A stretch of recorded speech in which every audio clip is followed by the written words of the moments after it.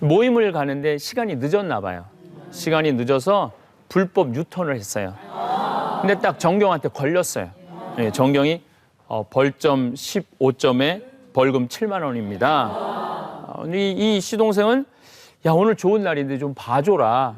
안 됩니다. 예, 어겼으니까 벌금 영수증 떼겠습니다. 화를 자꾸 이제 슬슬 이제 불을 지르는 거죠. 그래서 이 아저씨가 난 불법 유턴하지 않았다. 아닙니다. 내가 봤습니다. 실갱이를 하면서 멱살을 잡았어요. 내가 안 했다는데 왜 자꾸 우기느냐? 경찰서장이 누구냐? 그랬더니 누구라고 그랬을 때 마침 친구였어요. 그러니까 이 시동생 홧김에 이 전경 귀싸대기 올려붙였어요.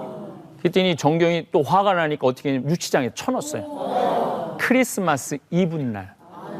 거기서 그 아저씨는 딸이 초등학교 5학년, 중학교 1학년 아들이 있었는데 거기서 너무너무 화가 나갖고 뇌출혈이 걸려서 그 자리에서 죽었어요. 진짜로 죽었어요. 진짜로. 불법 유턴한 게 뭐라고. 아무것도 아닌데 이거를 컨트롤을 못해서 죽음까지 이른 거죠. 요즘 뭐 층간소음 싸울 때 아래층하고 2층하고 싸워갖고 그것도 설날 야 아래층 사람 위에 올라가고 살인을 저지르는 것도 화를 조절하지 못해서 그래요. 우리가 인생 살면서 이 화만 조절할 줄 알면은 크게 싸울 일이 없는 것 같아요. 근데 여러분들 언제 화가 나세요? 내가 배신당했을 때. 내가 시집 와갖고 시집 식구들을 위해서 평생 희생 봉사했어. 시집을 와보니까 시동생이 5살짜리 코 흘리게. 그걸 업어 키우고 도시락 싸서 학교 보내고 어려운 살림에 대학 등록금 해갖고 다 보냈어. 또 결혼 살림 차려갖고 장가까지 다 보내줘갖고 시동생이 너무너무 잘 살아. 그래갖고 환갑날 이제 야 내가 그 시동생한테 평생 그렇게 잘해줬으니까 밍크 코트를 하나 사줄래나 유럽 여행권을 하나 갖다 줄래나 그리고 딱 봉투를 하나 갖고 왔는데 봉투를 열어보니까 5만 원짜리 딱 한 장 들어있는 거야. 속에서 불이 나요 안 나요? 내가 평생 저기한테 어떻게 했는데 그럴 때 화가 나는 것 같아요. 근데 저는 제 생각에는 예수님이 나 환자 10명을 고쳤는데 고맙다고 돌아온 사람은 한 사람밖에 없어요. 그게 어찌 보면 인간이에요. 여러분들도 평생 많은 분들한테 은혜 많이 받았는데 다 고맙다고 그래요? 못 그러죠. 못 그러고 살아요. 근데 뭐 내가 나쁜 사람은 아니잖아요. 근데 정작 베풀어준 사람은 그걸 크게 기억해요. 그래서 부모 자식도 참 재미나요. 부모는 잘해준 것만 기억하고 자식은 섭섭한 것만 기억해. 나중에 얘 대화를 하다 보면은 그렇죠? 이게 바로 인간이 다 그런 것 같아요. 또 언제 화가 나느냐 하면은 내가 팀의 리더야. 이 집의 가장이야. 근데 부인하고 자식들이 말 안 들을 때 화나요. 내가 회사 사장이야. 사장인데 사람들이 내 말 안 들으면은 화가 나죠. 내가 또 기관장이야. 이 기관장인데 내 말 안 따르면 요즘 뭐 노조하고 막 이 철도 뭐 화가 나요. 내가 또 대통령이야. 대통령인데 국민들이 안 따르면 화가 나죠. 화가 나게 돼 있어요. 근데 제가 신학교 때 학장 신부님께서 영성훈화라는 걸 할 때 이런 강의를 하셨어요. 여러분들이 만약에 본당 신부가 돼갖고 교우의 40%만 지지해줘도 여러분들은 성공한 신부입니다. 근데 전 이해가 안 됐어요. 왜 이해가 안 됐느냐면 내가 신학생 때 우린 기숙사 생활을 했기 때문에 방학 때 딱 나가면은 인기가 얼마나 좋았는지 몰라요. 그냥 애들이 막 주일학교 아이들이 매달려갖고 걸음을 걸을 수가 없어요. 중고등학교 청년 애들도 어떻게 하면 내 옆에 있을까? 아줌마들은 나보면 죽어. 죽어. 아니 그 정도로 인기가 있는데 신학생 때 이 정도 인기라면 본당 신부 때는 훨씬 인기가 있지 않을까 그런 생각을 했는데 막상 본당 신부가 되고 보니 교우의 40% 지지받는 건 하늘의 별 따기보다도 어렵더라고요. 내가 5,000명 본당 신부를 해봤었는데 40% 지지받으려면 주일날 교우들이 미사 참여 20% 2,000명은 나와야 되는데 2,000명 나온 적이 없어요. 여러분들 인생 살면서 10명을 만났는데 10명 중에 4명이 여러분들 좋아하기가 쉽지 않아요. 우리나라 여태 대통령들도 보면은 임기 때 처음 시작할 때는 지지율이 60%, 70% 그런데 끝날 때 20% 넘는 대통령이 한 명도 없었어요. 이게요, 사람들한테 전적으로 지지받는 게 참 어려운 거예요. 지지받지 못한다 그래서 화낼 일이 아니에요. 그게 인간사거든요. 하다못해 야구 선수들도 그렇게 밥만 먹고 방망이만 휘두르는 야구 선수들도 10번 나와갖고 3번 치고 안타 치고 나가기가 참 힘들어요. 우리나라 타자들이 한 200명 되거든요. 2013년에 뛴 타자들이 그중에 3할 넘은 타자는 16명이에요. 4할 넘은 타자는 한 명도 없어요. 아니 그 운동 잘하는 선수도 10번 중에 3번 살아나가기 쉽지 않은데 그게 인생이라는 거죠. 여러분들 투수가 공을 던질 때 잘 치시라고 수트락만 딱딱 던져주겠어요? 뭘 던지죠? 볼을 던져요. 그러니까 이 훌륭한 타자는 어떻게 하느냐면 볼을 골라낼 줄 알아야 돼요. 스트라이크만 쳐야 돼요. 우리가 인생 살면서 똑같아. 여러분들 만나는 사람들이 다 스트라이크예요? 볼들 많지 않아요? 만날 때마다 이상한 사람들 많잖아요. 그럼 그 볼은 어떻게 해야 돼? 골라내야 돼요. 그 골라낼 줄 아는 지혜를 가진 사람들은 화를 안 내요. 근데 이걸 골라낼 줄 몰라고 볼인지 스트라이크인지 구분도 못하고 아무나 다 부닥치면은요, 그 타자가 볼 잘못 쳐갖고 죽는다 그러잖아요.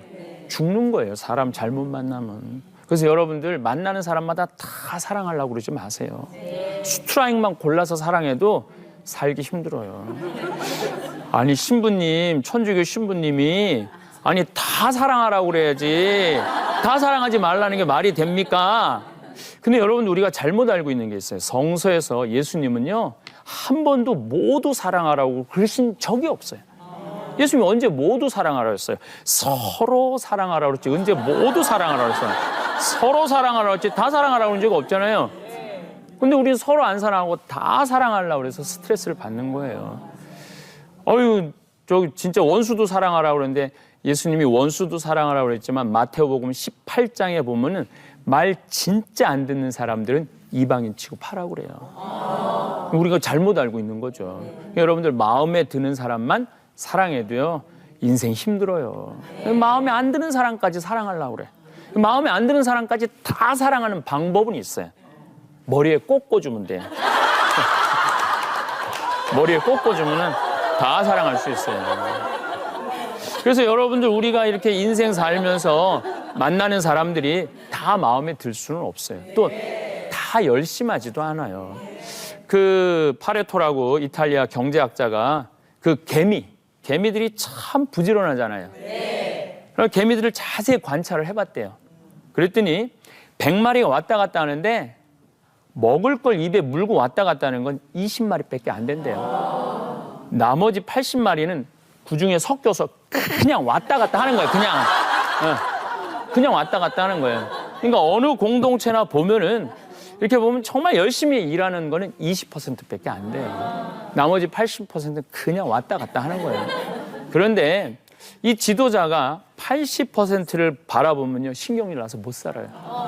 누굴 바라봐야 되냐면 20%를 바라봐야 돼요.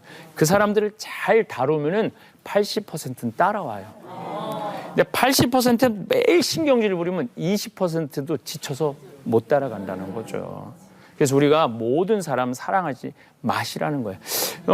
사람은요 동그란 사람이 있고 네모난 사람이 있고 세모난 사람이 있고 별난 사람이 있어요. 사람은 다 달라요. 근데 어떤 사람이 있냐면 삐죽한 사람이 있어. 삐죽한 사람이 있어. 말 한마디라도 상대방 기분 나쁘게 말하는 사람이 있어요. 예수님 성탄 맞이해갖고 내가 정말 성탄 준비 잘한다고 파마를 기가 막히게 예쁘게 했어. 그래갖고 기분 좋게 성당을 갔는데 삐죽한 놈이 한마디 해요. 파마를 왜 그렇게 했어? 얼굴이 떡판 같잖아. 그럼 이 동그란 사람은요 너무 가슴이 아파요. 가슴에서 피가 뚝뚝뚝 떨어져요. 근데 동그란 사람들 특징이 뭐냐면은 자기는 상처를 입었어도 나한테 기분 나쁜 소리 한 사람한테는 상처 있는 소리를 못 해요. 그 사람이 상처 입을까 봐. 주 예수의 이름으로 그 사람을 받아들이려고 그래요. 그러니까 기껏 텐대는 소리가 파마를 왜 그렇게 했어? 얼굴이 떡판 같잖아. 그렇게 얘기를 하면은 이 사람은 너 기분 나빠. 그렇게 얘기를 했는데 그렇게 얘기를 못 해요. 이 사람 핸대는 소리가 그러게 해다가 보니까 그렇게 됐네. 그리고 어디 가서요? 성당 가서 우는 거, 성당 가서. 이런 사람들이 가만히 보면 나중에 상처가 너무 많아요. 그래서 착한 사람들이 상처가 많은 거예요. 아까 우리 윤아 아나운서 착한데 화나면 한 번 터지면 참다 터지는 거죠. 동그란 사람, 삐죽한 사람 만나야 돼, 만나지 말아야 돼? 만나면 안 돼요. 네모난 사람도 있고 세모난 사람도 있는데 굳이 왜 삐죽한 사람한테 계속 찔리느냐 이거예요. 이 삐죽한 놈은 누구 소개시켜주면 되냐면 별난 놈 소개시켜요. 별난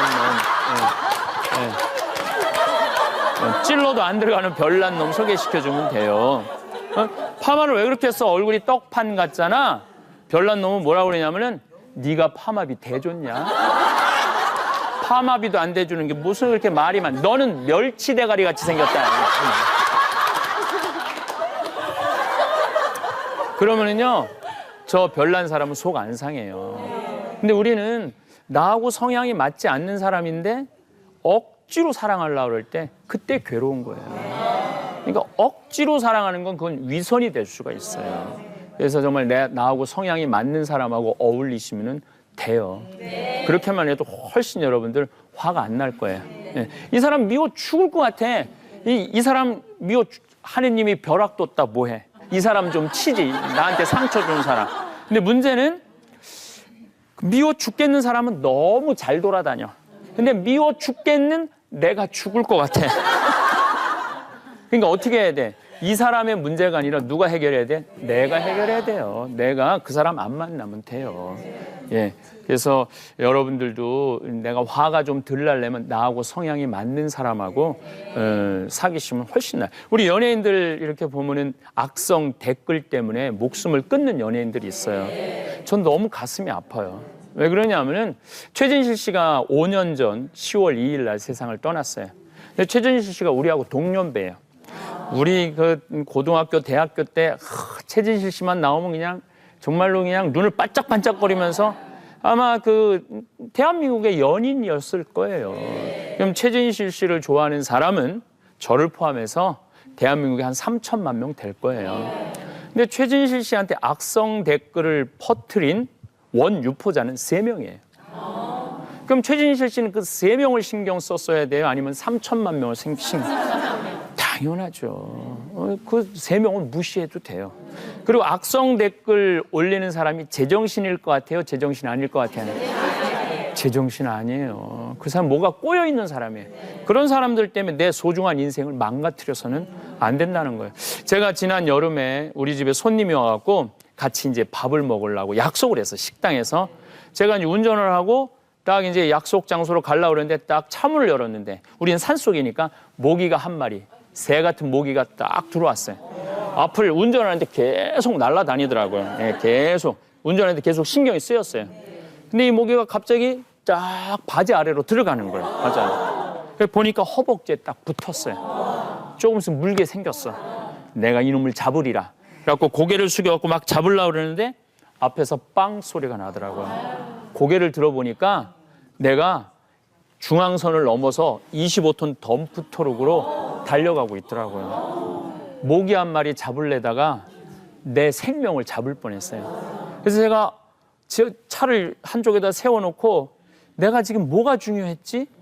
운전하는 게 중요했죠. 모기는 자다가도 물리고 여행하다가도 얼마든지 물릴 수 있는데 지금 중요한 건 뭐예요? 운전이에요. 우리가 인생 살면서 내 인생을 운전하는데 나한테 신경 거슬리는 사람들 있습니다. 그런데 그게 목숨을 바꿀 만큼 그 사람이 중요하지는 않아요. 그러니까 우리가 인생 살면서 그런 사람들을 자꾸 조그맣게 만들어서 아예 내 마음 안에서 지워버리는 연습, 그런 훈련이 필요한 사람들은 화가 안 나요. 그래서 너무 여러분들 많은 사람들을 사랑하려고 용쓰지 마세요. 많은 사람을 사랑하려고 그러다가 단 한 사람도 사랑하지 못하는 경우가 많아요. 근데 차라리 마음에 드는 사람 열심히 사랑해갖고 내가 에너지가 흘러 넘쳐. 그 에너지로 나머지 80% 사랑하는 게 훨씬 지혜롭다는 거죠. 근데 사회생활 하면서도 화가 나지만은 사실 진짜 화가 나는 건 가정생활에서 화가 제일 많이 나죠. 여러분들 자식들 키우면서 화 많이 나시죠? 네. 이놈이 공부 좀 잘하면 좋을 텐데 맨날 게임만 하고 그럼 속상해 안 속상해요? 속상해요. 속상해요. 근데 대한민국은요. 이 1등 병 때문에 불행한 거예요. 대한민국 엄마들은 임신을 딱 하면은 내 안에 이 생명이 이제 잉태가 됐구나. 이 아이가 세상에 태어나서 행복하게 뛰어놀았으면 좋겠다. 세상을 마음껏 누렸으면 좋겠다. 이런 생각 안 해요. 임신을 하는 순간 내 뱃속에 서울대학 C가 들어왔다고 생각해요. 서울대학 C가. 그래서 임신을 하는 엄마들 내가 이렇게 가정방문 다녀보면은 딱 요만한 데다가 글자를 써요. 대한민국, 대통령, 뭐 장관, 장군 시키고 싶은 거 읽어줘요. 대한민국 이렇게. 그 뭐 하는 거냐니까 공부시킨다는 거예요. 공부. 그리고 요즘은 또 2개 국어를 알아듣는다고 아침에 일어나갖고 영어로 Good morning, my baby. How are you today? 막. 그러니까 이 우리나라 아이들은 뱃속에 있을 때부터 글자 공부를 하는 거예요. 그래서 엄마의 태를 열고 세상에 나왔어. 세상이 얼마나 아름다워요. 별도 아름답고 하늘도 파랗고 구름도 예쁘고 요즘도 눈 내리면 얼마나 아름다워요. 그래서 그냥 엄마의 태를 열고 아파트 베란다 창문을 통해서 이 아이가 세상을 좀 보려고 그러는데 이 마음 급한 엄마는 너 그 세상 볼 시간이 어딨어. 그래갖고 창문 한쪽에는 가나다라 마바 차타카타를 붙여놓고 반대쪽에는 ABCD를 붙여놓고 아니 세상을 보고 싶어도 이 글자에 가려갖고 세상을 볼 수가 없는 거야 애들이. 누워서 모빌이 돌아가는데 기역 니은 디귿 리을이 돌아가네요. 기역 니은 디귿 리을. 그래갖고 이제 겨우 다닐 때가 되면은 책상에는 책상이라고 써놓고 냉장고에는 냉장고라 써놓고 그러니까 애들 눈에 닿는 데마다 글자가 있는 거예요. 그러니까 요즘 애들이 몇 살이면 한글을 띄냐면 5살이면 한글 띄어요. 텔레비 나오는 글자 모르는 글자가 없어. 저는 초등학교 1학년 때 한글 못 띄었어요. 내 초등학교 1학년 때 받아쓰기 성적이 이거였어요. 내 기억에 정확하게 나요. 빵점. 전 2학년 때 한글 띄었어요. 근데 아마 지금 50대 된 분들 다 그럴 거예요. 네. 뭐 막 뛰어놀다가 어머니가 여기 수건 닦다가 이게 뭔가 했더니 학교 갔던 거예요. 그런데 내가 5살에 한글을 띈다. 흥분되는 거죠. 드디어 우리 집에 천재 태어났다. 나한테 데리고 옵니다. 신부님 우리 애가 천재라고 축복기도 해달라. 안수기도 해달라는 거야. 그럼 내가 걔 머리에 손을 얹고 뭐라고 기도하냐면은 이제 네 인생은 쫑났다. 내가 이렇게. 여러분들 그 삐아제나 썸머힐이나 몬테소리 유아 교육 이론을 이렇게 살펴보면요 3살서부터 5살 때까지는 고정적인 개념을 가르치지 말라고 그래요. 그래서 숫자, 글자 가르치면 안 된다는 거예요. 이때는 어떻게 하면 뛰어놀아야 돼. 저는 어렸을 때 그 스레트 위에 올라가고 떨어져갖고 끓는 솥에 떨어진 적 있어. 아 이러면은 뒤는구나. 또 여기도 지금 내 흉터가 있는데 5, 6살 때 4개월에 이 낫으로 팽이를 깎았어요. 깎는데 잘못 깎았고 내 손을 깎았어요. 그래갖고 피가 하늘로 막 솟더라고요. 이게 이러면은 뼈가 보이는구나. 이러면서 이해력, 종합 능력, 창의력 이런 게 다 생기는 거예요. 근데 책상 안에서 글자만 공부한 아이들은 글자는 알지만 다른 걸 모르는 거예요. 그래서 얘네들이 뭐가 되냐면 똑똑 바보가 되는 거예요. 그것도 모르고 내가 천재인 줄 알고 우유를 먹여도 아인슈타인 우유만 먹이는 거야. 아인슈타인 우유만. 그래갖고 천재인 줄 알고 초등학교에 들어놨더니 남들하고 섞어 놓으니까 30명 중에 25등을 해오네. 이때부터 화가 나는 거야. 엄마의 기대치가 점점 떨어지니까. 그러니까 엄마가 마음은 급하고 서울대학 가야 되는데 그래서 애를 학원을 보내기 시작해. 속셈학원, 영어학원, 무슨 논술학원, 무슨 서당도 보낸대. 서당, 피아노 학원, 미술 학원. 강남에 강의를 가니까 라틴어 학원도 보낸대요. 깜짝 놀랐어요. 왜 그러냐니까 이 모든 언어는 라틴어에서 시작됐다고. 저도 라틴어를 4년 동안 배웠는데 라틴어 진짜 어미 변화가 146가지야. 그러니까 아모르라는 사랑이라는 단어도 이 끝 어미 변화가 146가지예요. 그러니 그걸 다 하려니 애들이 머리가 쥐가 나요, 안 나요? 나요. 그래서 초등학교 6학년 졸업할 때 우리나라 아이들이 걸리는 병이 뭐냐면 번아웃 병이에요. 타서 다 없어지는 거야. 10살 때 쓸 에너지, 20살 때 30, 40, 50에 쓸 에너지가 있는데 이걸 초등학교 때 학원에 보내면서 다 태워 없애는 거예요. 그래갖고 우리나라 중학교 1학년만 올라가면은 애들이 무슨 병에 걸리느냐면 귀찮아 병에 걸려요. 다 귀찮아하는 거. 에너지를 너무 많이 쏟아갖고. 근데 문제는 중학교 2학년이에요. 그 무섭다는 중학교 2학년. 왜? 중학교 2학년이 되면은요, 교과 과정이 완전히 바뀌어요. 더하기 빼기 곱하기 나누기 아예 뭐 뽀 유아로 거리 아니에요. 2원 1차 연립 방정식, 미지수, 함수, 영어는 관계 대명사, 접속 부사. 제가 직접 교과 과정을 봤어요. 너무 어렵더라고요. 그러니까 이때 이제 중학교 2학년 올라왔는데 이걸 이해 못하는 애들이 내가 보기엔 대부분이에요. 이해는 못하는데 공부는 해야 되고 화가 날 것 같아, 안 날 것 같아요? 분노가 일어나는 거야, 애들한테. 내가 이게 뭐냐. 그리고 공부를 무조건 하라고 하는 엄마한테 화가 나는 거예요. 그 이해는 안 되는데 수업 시간에 이해 안 되는데 이해되는 척하고 고개를 계속 끄덕일 수는 없잖아요. 자든지 게임을 하게 돼 있는 거예요. 그러니까 나는 컴퓨터 게임 하는 애들 이해가 돼요. 그리고 우리는 어렸을 때 공부 못하는 애들 아무 근심 걱정이 없었어요. 방학 때 딱 집 밖에만 나가면은 구슬치기, 딱지치기, 자치기, 놀 거 천지였어요. 근데 지금은 공부 못하는 애들이 할 게 아무것도 없어요. 컴퓨터 게임밖에. 그러니까 게임 중독에 걸릴 수밖에 없는 거죠. 독일은 학제가 초등학교가 5년, 중고등학교가 9년이에요. 근데 초등학교 5학년까지 얘네들이 참 공부를 잘할 것 같다. 그러면 짐나지움이라고 인문계 학교를 보내요. 근데 인문계 학교 가는 비율이 몇 퍼센트냐? 25%예요. 나머지는 다 실업계, 기술학교를 다 가요. 그러니까 실업계, 기술학교 가는 애들은 공부를 깊게 안 해요. 그냥 가볍게 해요. 그다음에 기술을 배우는 거죠. 근데 우리나라는 공부를 잘하든 못하든 80%가 인문계 학교를 가요. 그러니까 이해가 안 되는 채 중학교 2학년, 중학교 3학년, 고등학교 1, 2, 3학년 다 5년 동안 허송세월을 보낸 애들이 너무 많아요. 그때까지 누가 포기하지 않는다? 부모가 포기하지 않는 거야. 예. 그러면서 포기하지 않으면서 인간성을 말살시키죠. 너 같은 거 낳고 미역국 끓여 먹은 내가 미쳤다. 밥이 목구멍으로 넘어가느냐. 차라리 그렇게 할 거면 나가 죽어라. 그러면서 애들 속에 불을 지르는 거예요. 불을 지르는 거예요. 본인도 불을 지르고.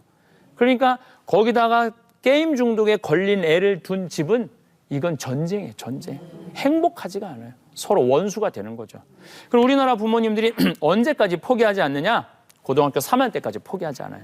언제 포기하느냐 하면은 수학능력 평가시험 성적표 나오는 날 포기해요. 아, 내 자식이 이렇구나. 그래갖고 그렇게 지방대학만은 저지하겠다고 저지방 우유를 그렇게 먹였는데 저지방대학 가면은 그 아들 쳐다보면 화가 나는 거예요. 화가 나는 거예요. 근데 인생 헛살았다. 사실은 애가 공부 못한다고 자기 인생 헛산 건 아닌데 우리 부모님들은 그걸 착각을 하고 있는 거예요. 근데 문제는 공부 잘하는 애들도 문제예요. 왜 공부 잘하는 애들 뭐 반에서 1, 2등하고 전교 1, 2등 했어. 그래서 서울대학 갔어. 서울대학 졸업하고 삼성에 취직을 해갖고 양복 입고 출근하는데 내가 낳는데도 빛이 번쩍번쩍 나는 거야. 여러분들 이걸 아셔야 돼요. 근데 그런 아들일수록 더 여우 같은 며느리가 나타나서 낚아채가는 거예요. 네. 그날로 끝나는 거예요. 그 빛이 번쩍번쩍 나는 아들이 천년 만년 여러분들 옆에 살 것 같은데 아니에요. 떠나요. 못하는 놈도 떠나고 잘하는 놈도 떠나게 돼 있어요. 좋아. 내가 결혼해갖고 애를 낳았으니 책임져갖고 다 키워서 독립을 시켰어. 그러고 난 다음에 이제 내가 좀 이제 평생 고생했으니까 노래방도 가고 찜질방도 가고 영화관도 가고 탄풍놀이도 가고 이렇게 이제 남은 이제 중년을 우아하게 살라고 생각을 했는데 전혀 예상치 못한 일이 벌어져요. 눅스구레 한 남편이 구조조정을 당해서 집에 들어와서 앉아 있는 거예요. 젊었을 때는 콧소리로 여보 일찍 들어와 그래도 생전 일찍 안 들어오더니 늙어서는 굳이 이제 집에 들어오지 않아도 되는데 때 따라 철 따라 딱딱 때 해 지기도 전에 들어와서 앉아 있어. 밥 새끼 차려내라 그러면 화가 나요 안 나요? 화가 나요. 그러니까 내가 요즘 우리 아주머니들 농담하는 내가 아주머니들한테 들었어요. 집에서 아무것도 안 하고 밥 새끼 차려내라면은 이 밥 새끼 차려낸다 저런 삼식이 딱 그러고 차려준대요. 두 끼 차려내려면 두 식이 근데 남편이 여보 당신 평생 애들 키우느냐고 고생했으니까 내일은 내가 친구들하고 산에 갈 테니까 아침에 내가 해장국 먹고 산에 가서 도시락 김밥 싸갖고 저녁 먹고 올 테니 내일은 푹 쉬어. 한 끼도 집에서 안 먹으면요 대통령 아들 대접해 준대요. 대통령 아들을 뭐라고 불렀냐면 영식님이라고. 영식님. 그런데 밥 새끼 차려달라는 것도 모자라갖고 간식을 내놓으래네. 그럼 뭐라 그래? 저런 갓나이 이 밥 차리 간식 달랜다고. 근데 간식을 한 번도 아니고 종종 차려달라고. 저런 종갓나이.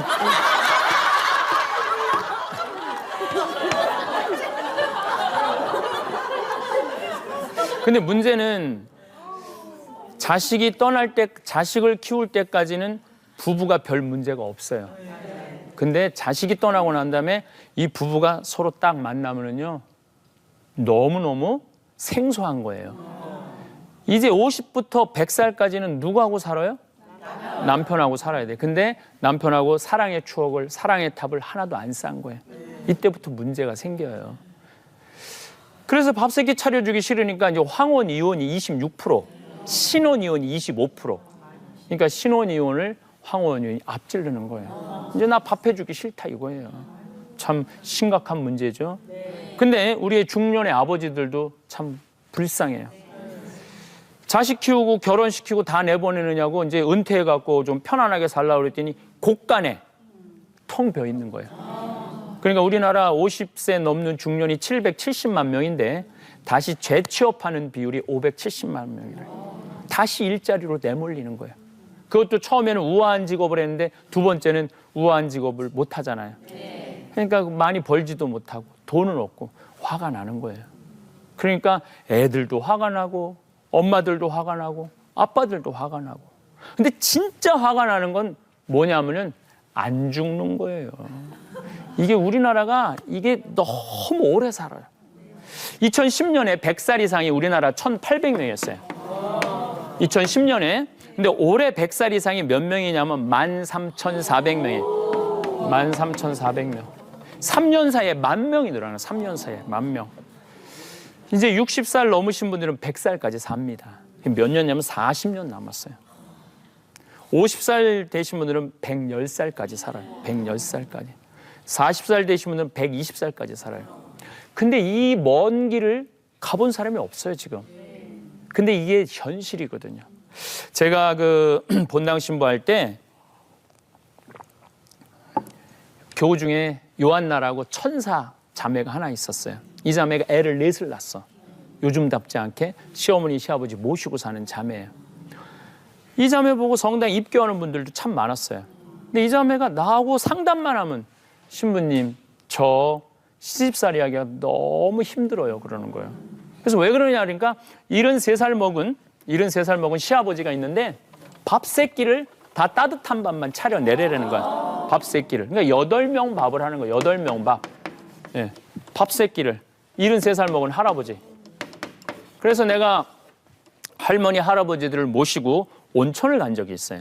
그래서 이 할아버지랑 막걸리를 한 잔 주고받으면서 내가 말했어요. 할아버지, 왜 밥 세끼를 집에서 먹느냐. 한 끼 노인정 가서 드셔라. 가서 바둑도 두고 장기도 두고 그러면 며느리가 아침상 치고 학부형도 만나고 자기 좀 개인 시간 가질 거 아니냐. 무슨 며느리가 종이냐. 밥 세끼를 다 차리게. 그때 이 할아버지가 나한테 화를 내면서 신부님, 저는 노인정 가기 싫어요 그러더라고. 아니 왜 노인이 노인정 가기 싫으냐? 그랬더니 이 할아버지가 저한테 명언을 했어요. 신부님, 전 노인정 가면요 형들이 심부름을 시켜서 노인정 가 있었던 형들이.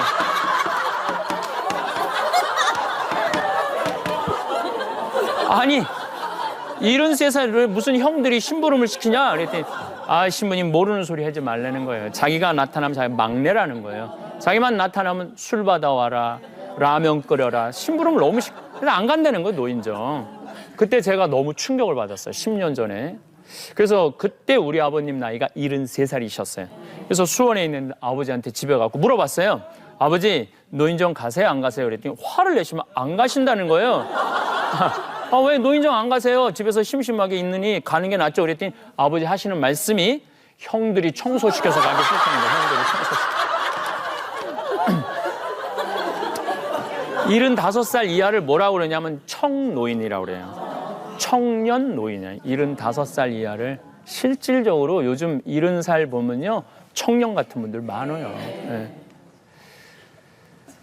여기 계신 많은 분들은 내 인생이 이렇게 길게 남아있는지 아무도 몰라요. 아무도 몰라요. 옛날에는 부모님한테 효도했어요. 지극정성으로 했어요. 근데 옛날에는 왜 부모님한테 지극정성으로 했냐면 효심이 좋아서 효도한 게 아니에요. 옛날에는 20살에 결혼하면은 40살 된 부모가 돌아가시려고 그래요. 100년 전 평균 연령이 46세였거든요. 박경리 씨 토지라는 소설을 읽어보면 45살을 뭐라고 표현하느냐면 파파 할머니라고 표현을 해요. 45세. 지금 여러분들 상상이 돼요? 머리는 하얗게 시고 이는 다 빠진 파파 할머니라고 그래요. 45이면은. 예. 그러니까 옛날엔 40이면 되게 죽었어요. 그러니까 20살 된 큰아들이 40살 먹은 어머니가 돌아가시려고 그러면은 죽지 말라고 손가락 깨물었어요. 단지에서 입에다 넣어드렸어요. 제발 살아달라고. 내가 효도 더 할 테니까 살아달라는 얘기가 아니에요. 이유는 완전히 다른 데 있어요. 동생이 17살, 14살, 11살, 8살, 5살, 2살이야. 이렇게 줄줄이 나놓고 지금 죽으면 어떻게 되는 거야, 나부로. 죽어도 이거 다 키우고 죽으라는 거예요. 막내까지. 부모님이 막내까지 키우는 나이가 60이에요. 60. 그래서 옛날에는 환갑이 의미가 있었던 거예요. 그리고 진짜 오래 살았다고 해서 차려준 잔치가 진갑이야. 근데 요즘 환갑, 진갑 받아 먹고 갈 생각을 해요, 안 해요? 안 해요. 이게 문제인 거예요. 네. 아니 부모님 환갑, 진갑이 문제가 아니에요. 며칠 전에 집에 왔고 어머니, 아버지랑 식사를 하는데 어머니가 그러시더라고요. 신부님, 큰일이라고. 우리 오래 살아서. 무슨 얘기냐니까 우리 누나가 제일 위에 누나인데 조금 있으면 누나가 환갑이라는 거예요. 그러니까 이제는 부모님이 자식의 환갑상을 차려주는 시대가 된 거예요. 자식들도 미안해갖고 환갑 차려 먹으면 못 차려 먹어요. 부모님이 시퍼렇게 눈 뜨고 있는데 자기가 늙었다고 환갑 차려 먹는다는 게 말이 안 되는 거예요. 그러니까 이게 너무 오래 사는 게 복잡한 문제가 너무 많이 생겨요. 여러분들 나이 먹으면 이 눈두덩 쳐져요, 안 쳐져요? 눈가 쳐져요, 안 쳐져요? 입가도 쳐지고 볼도 쳐지고 머리는 하얗고 이마에는 주름이 자글자글하고 또 나이 드시는 분 특징이 웃지 않는 거예요. 그럼 쇼파에 앉아서 좀 웃지 않고 가만히 그걸 보면요 며느리가 지나가다 눈이 마주치면요 깜짝깜짝 놀라는 거예요. 깜짝깜짝. 네. 제일 답답한 게 뭐냐면은 저녁 차려놓고 어머니 식사하세요. 그리고 시어머니 방문을 딱 두들겨 딱 열었는데 또 이 시어머니 또 전기세 아낀다고 불은 깜깜하게 꺼놓고 테레비 그 화면 빛에 밥 먹으라고. 사람은요 눈꼬리가 올라가지 이뻐요. 입꼬리가 올라가지 이뻐요. 제가 얼마 전에 그 고등학교 선생님들한테 강의를 갔는데 어쩜 그렇게 젊고 이뻐. 웃는데 눈꼬리 쫙 너무 시원하더라고요. 그러니까 여자들이 화장할 때 보면 연필로 막 위로 이렇게 그리잖아요. 이렇게 막.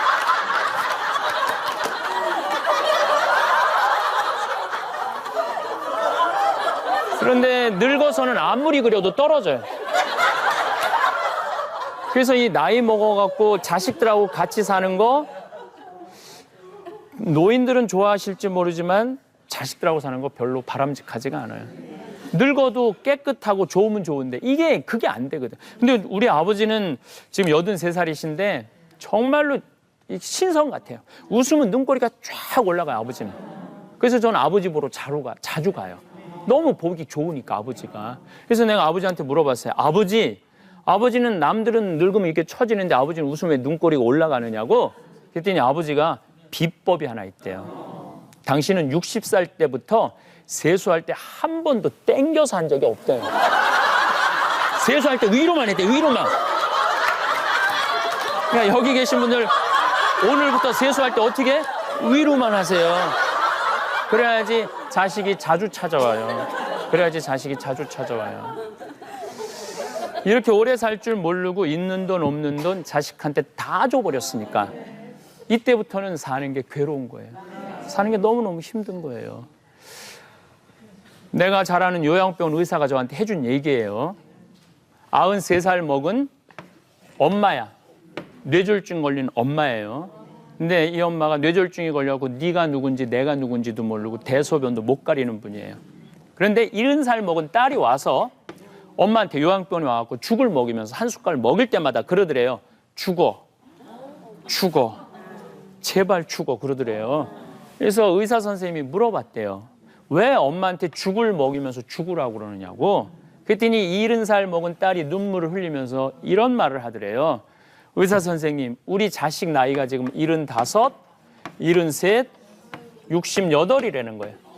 근데 엄마가 91살에 쓰러진 거야. 91살에 쓰러져서 뇌졸중에 걸린 거. 똥오줌도 못 가리시고. 그래서 이제 자식이 네가 모실래 내가 모실래. 그런데 누가 모시냐. 우리도 지금 자식한테 눈치 보고 사는데 90살 먹은 엄마를 어떻게 모시느냐. 그럼 돈을 모아갖고 병원 돈도 없다. 근데 마침 이 어머니가 7천만 원짜리 전세에 사셨대요. 자, 그러면 어머니가 살아서 돌아올 일은 없다. 그러니까 이 전세를 빼서 요양병원에 어머니를 넣으면은 어머니가 얼마나 사시겠느냐. 4천만 원은 병원비로 쓰고 3천만 원은 장례비로 쓰자. 합의를 봤대요.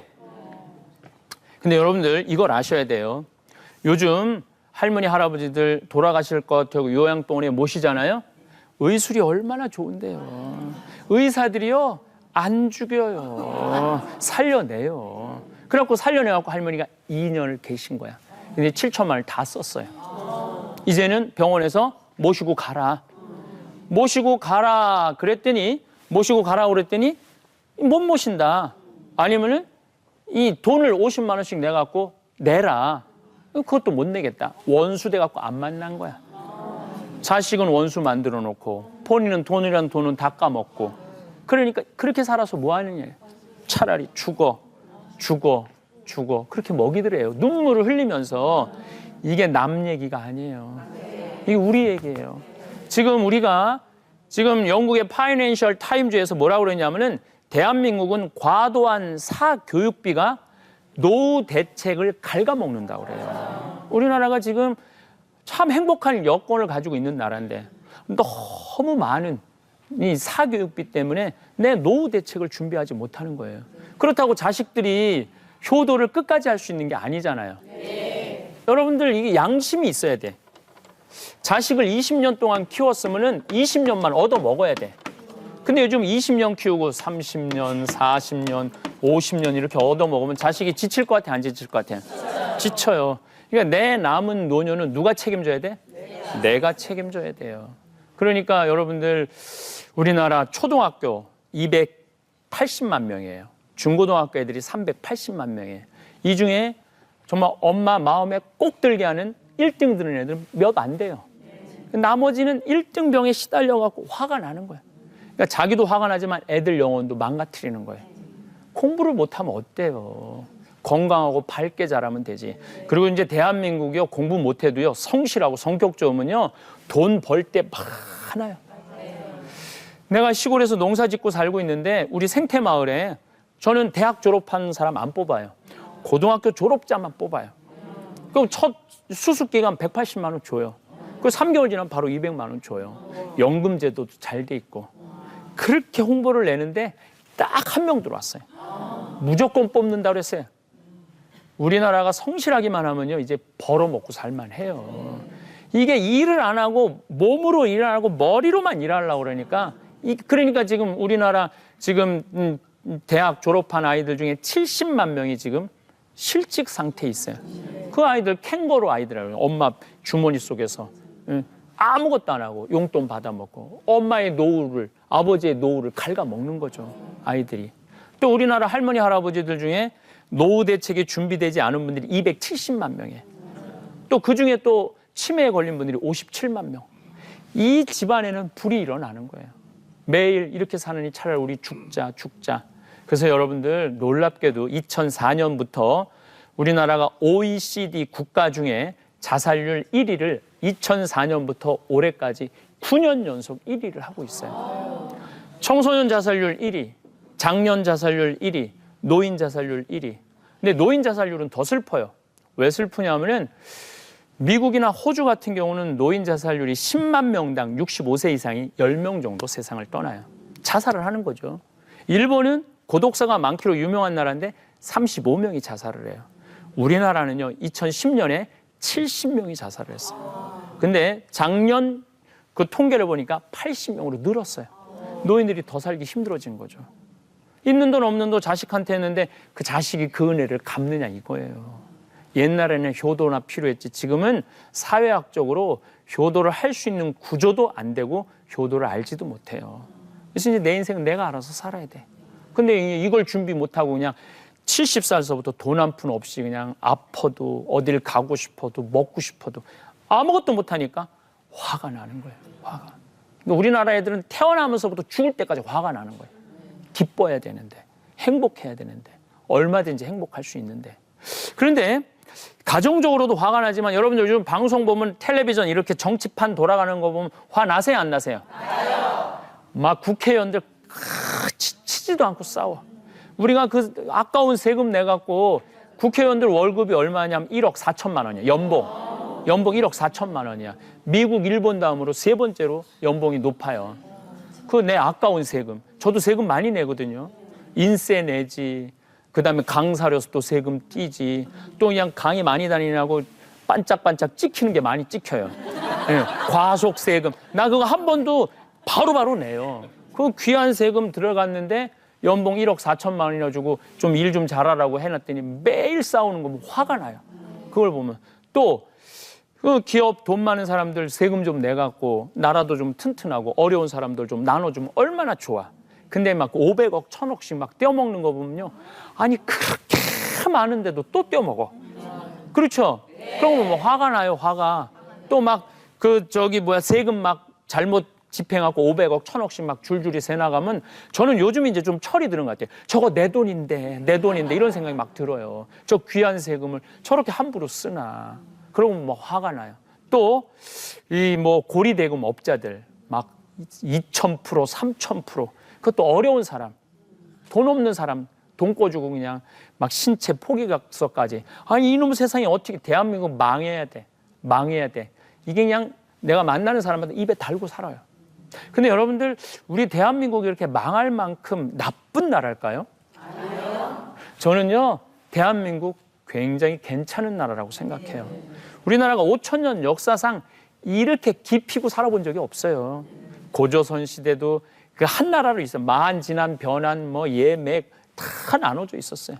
또 이제 삼국으로 좀 재편되나 했더니 700년 동안 싸웠어. 고구려 신라 백제가. 통일되고 난 다음에 한 200년 좀 평화로운가 했더니 또 후삼국 나눠줘 또 싸우고, 고려 시대는 또 원나라한테 조공 다 바치고, 또 여자 갖다 바치라면 여자 바치고, 요즘 뭐 드라마에 나오는 거 바로 그런 거예요. 또 조선시대 시작되자마자 명나라한테 4대 한다고 명나라를 주군으로 모신다고 그랬고, 임진왜란이 일어났고, 그거 끝나자마자 또 청나라가 득세를 했는데 우린 또 계속 명나라한테 4대 해야 된다고 그래갖고 청나라 태종이 우리가 지금 실세인데 어디다 절어나냐고 와갖고 그냥 남한산성에서 인조임금이 참 삼배 구고 두례라고 그래요. 한 번 절하고 3번 이마에 짓지는 거.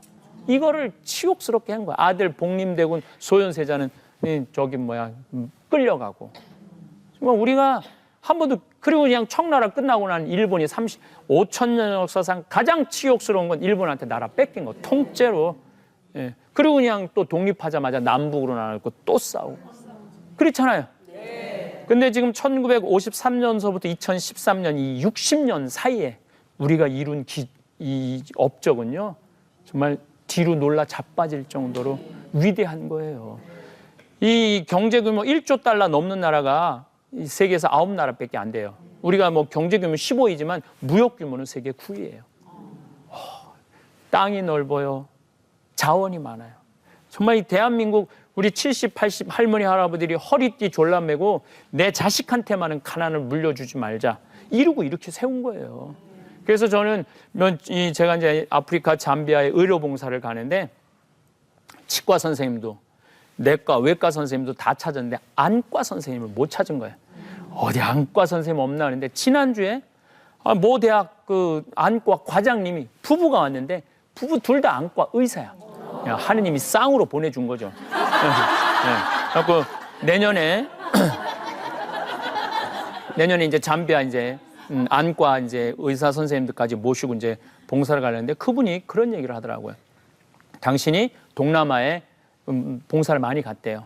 동남아에 가보면은 한국은요 영웅이라는 거예요. 사실은 저도 이렇게 외국 강의를 많이 다녀보지만요, 대한민국처럼 좋은 나라 없어요. 우리는 부정적인 나라가 아니라 긍정적인 나라예요. 부정적인 면만 보면 화가 나요. 근데 긍정적인 면을 볼 줄 알아야 되는데 자꾸 망해야 돼. 그럼 망해요. 어떻게 해야 돼? 흥해야 돼. 그럼 흥하게 돼 있는 거예요. 그래서 여러분들은 너무 부정적인 거. 제가 제일 요즘 기분 좋은 건 뭐냐면 우리가 일본을 별로 이겨본 적이 없어요.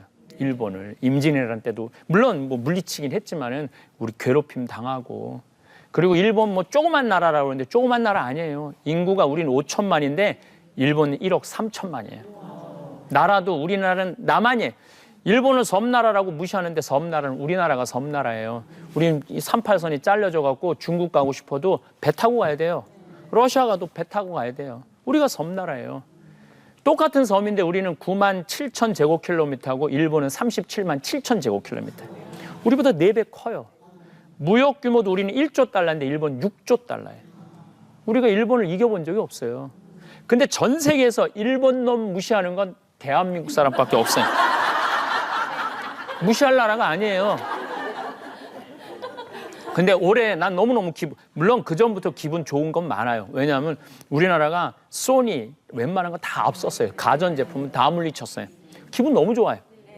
그리고 올해 경상무역 수지 흑자가 일본이 600억 달러인데 우리는 690억 달러예요. 여러분들 이게 굉장한 일이에요.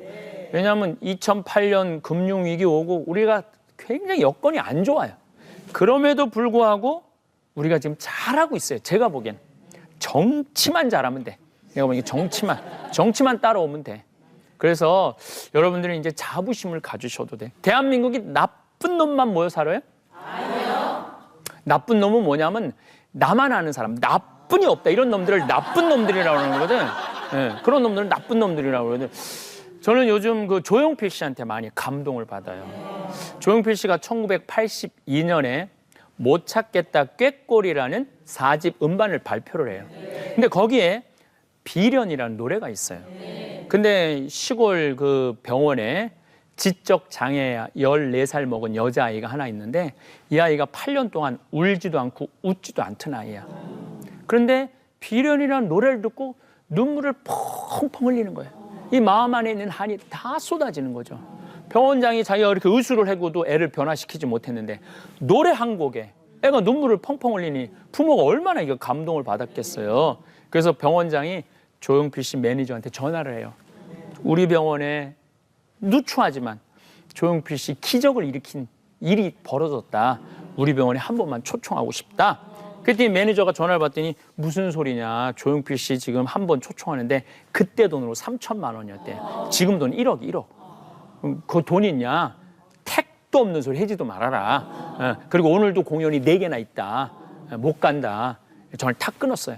근데 조용필 씨가 바깥에서 그 얘기를 들은 거예요. 담배를 피면서. 그게 무슨 얘기냐? 그랬더니 아니 시골에 지적 장애 아이 하나가 여자아이가 있는데 당신 노래 비련이라는 노래 눈물을 흘렸다고 그 병원에서 당신을 초청하고 싶어 한다. 그래서 어림도 없는 소리 하지 말라고 내가 전화를 끊었다. 그랬더니 조용필 씨가 표정이 바뀌더니 오늘 공연이 몇 개냐고. 4개라고. 다 취소하라고. 위약금은 어떻게 하고? 내가 다 물겠다고, 차 대라고. 그리고 이제 그 시골 병원을 간 거예요. 갔는데 난리가 났죠. 그 대형 슈퍼스타가 왔으니. 근데 정작 병실에 그 소녀 앞에 딱 섰는데 그 소녀는 조용필이 누군지 어떻게 알아? 가만히 쳐다보고 있는 거예요. 근데 이 조용필 씨가요, 그 아이만을 위해서 노래를 해요. 기도하는 사랑의 손길로, 이 비련이 나는 그 아이만을 위해서 노래를 하는 거예요. 근데 얘는 또 그 노래를 또 눈물을 쫙 흘리는 거예요. 얼마나 감동이에요. 그래갖고 이제 노래가 끝나고 사인을 해주고 안아주고, 그 조용필 씨 다음 스케줄이 바빠서 올라가겠다고. 근데 이 부모가 고마움을 표시하고 싶잖아요. 그리고 전화를 한 거예요. 제발 통장 번호 좀 알려달라고. 우리가 정말 감사의 표시를 전하고 싶다고. 그랬더니 조용필 씨 하는 말이, 나한테 돈 보낼 필요 없다. 나는 오늘 그 아이 눈물 하나로 이제까지 받은 모든 보상, 앞으로 받을 모든 보상을 뛰어넘은 보상을 받았다. 난 너무너무 충분하다. 얼마나 멋있어요. 그래서 내가 조용필 씨 뒷조사를 또 해봤어요. 그랬더니요, 부인이 2003년에 심장마비로 세상을 떠났는데 부인이 재산이 굉장히 많았어요. 거의 25억이나 되는 돈을 심장병 어린이재단에 다 봉헌했어요. 얼마나 멋있어요. 그리고 또 소아 백혈병 아이들 500명, 또 소록도. 그래갖고 조용필 씨가 기증한 돈이 한 61억 정도 되더라고요. 그래서 조용필 씨가 아시아 기부 왕이에요. 그리고 이제까지 조용필 씨가 기부한 돈이 100억이 넘어요. 자기는 정작 지금도 전세에 살면서. 얼마나 멋있어요. 대한민국은요, 이렇게 멋있는 사람들 때문에 건강한 거예요. 저는 우리 송혜 선생님 보면 참, 이 나이 먹었다고요, 늙은 게 아니야. 이제 89살인데 얼마나 저는 그 주일날 그 미사 끝나고 그 밥 먹으면서 전국 노래장을 보거든요. 대한민국은 바로 저 사람들이 일으키는 거구나. 저렇게 뭐 정치가 어때도 저 즐겁게 자기의 삶에 충실하고 저렇게 나와서 노래를 하고. 그러니까 우리나라 산업 현장에 있는 분들, 우리 할머니 할아버지들이 이 나라를 이렇게 세운 거예요. 저는 할머니 할아버지들한테 용돈 주는 거 당연하다고 생각해요. 왜? 이 나라를 이렇게 세웠으니까. 자, 그렇다면은 내가 화를 조절하는 방법, 첫 번째, 숨을 잘 쉬어라.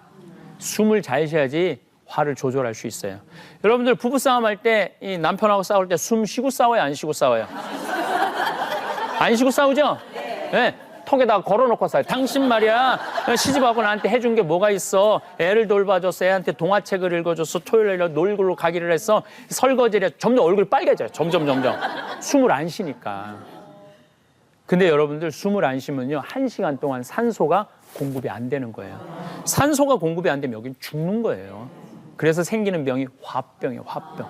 숨을 쉬어야 돼요. 숨은요, 그래서 폐로 해서, 비장으로 해서, 심장 지나고 위로 해서, 단전으로 해서, 간으로 해서 이렇게 나와야 돼. 숨을 항상 그렇게 쉬어야 돼. 이렇게. 그러니까 싸울 때 여러분들 숨을 쉬고 싸야 돼. 당신 말이야, 시집왔고 나한테 해준 게 뭐가 있어? 애를 돌봐주기로 했어. 애한테 동화책을 읽어줬어. 해준 게 뭐가 있어?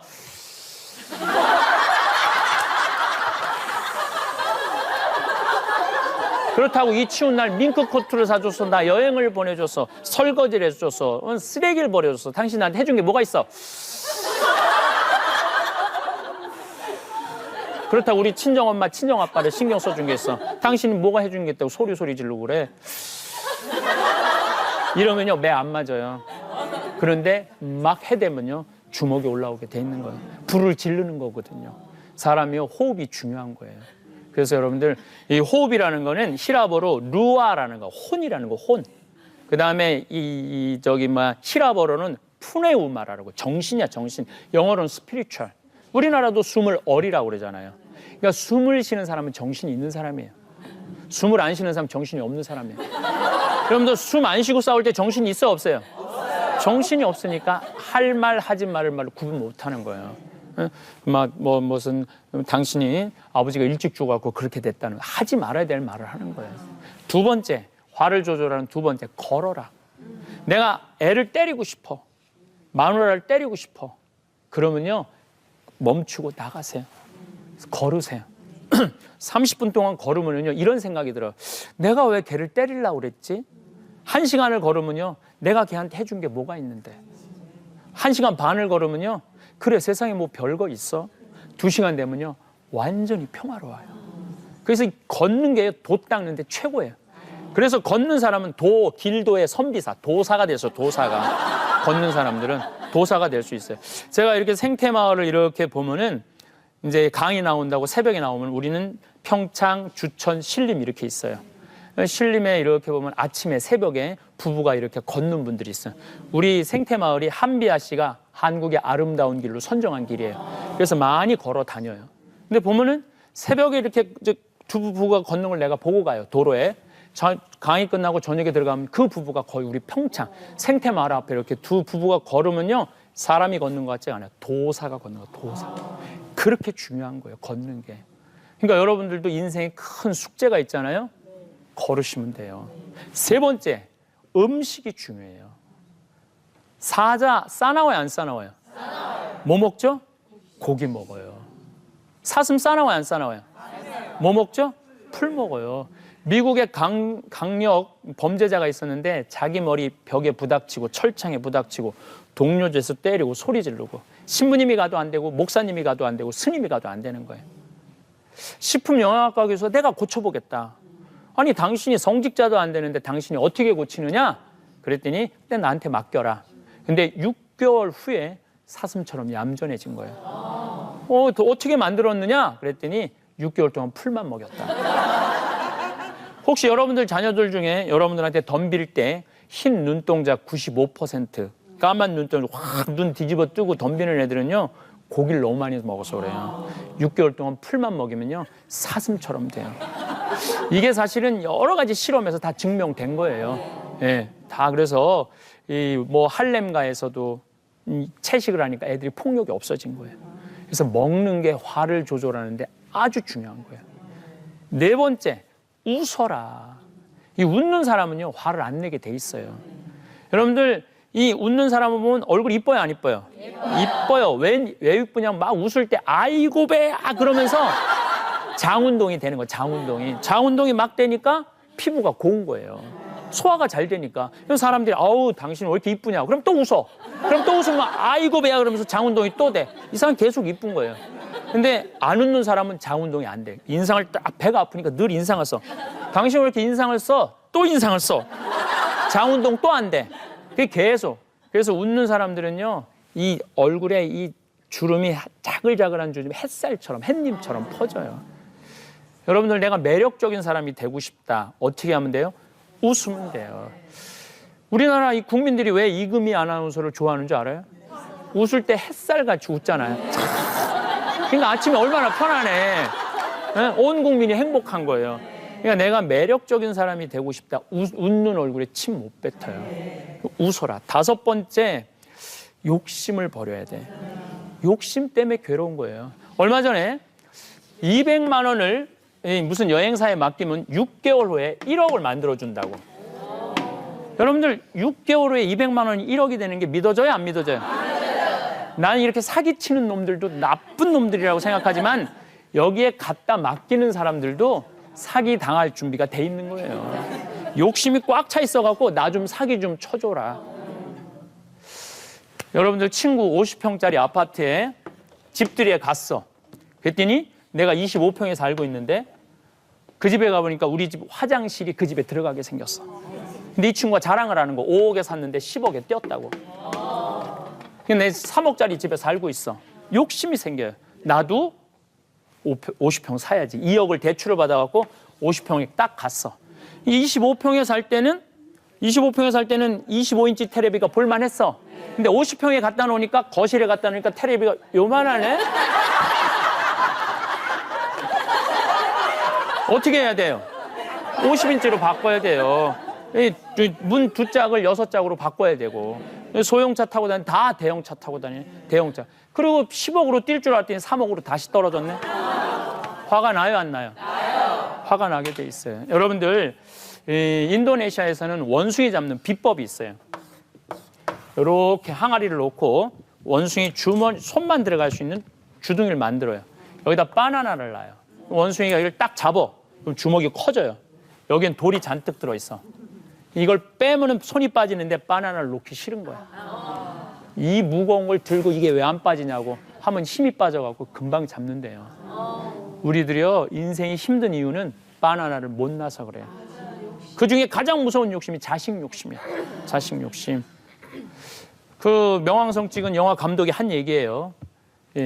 전교 2등 하는 애가 있었대. 전교 2등. 근데 엄마가 왜 1등을 못하냐, 바보같이. 얘는 죽을 만큼 해도 2등밖에 안 되는데. 근데 1등 하는 애가 몸이 아파갖고 얘가 1등을 한 거예요. 전교 2등. 나는요, 고등학교 다닐 때 610명 중에 597등 했어. 597등. 내 뒤에 있는 애들이 태권도부, 조종부 애들이 13명. 민간인으로 내가 처음이야, 민간인으로. 근데 얘가 몸이 아파갖고 1등을 자리를 뺏은 거예요. 그리고 얘는 딱 내자 써놓고 죽었어요. 이제 됐지. 15층에서 뛰어내려서 죽었어요. 욕심 때문에 사람도 죽이는 거예요. 여러분들 인생을 망치는 이유가 뭐냐면 바로 욕심 때문이에요. 저는 요즘 대한민국이 너무 가지려고 그래. 노조도 가지려고 그러고 정치도 가지려고 그러고 부모들도 가지려고 그러고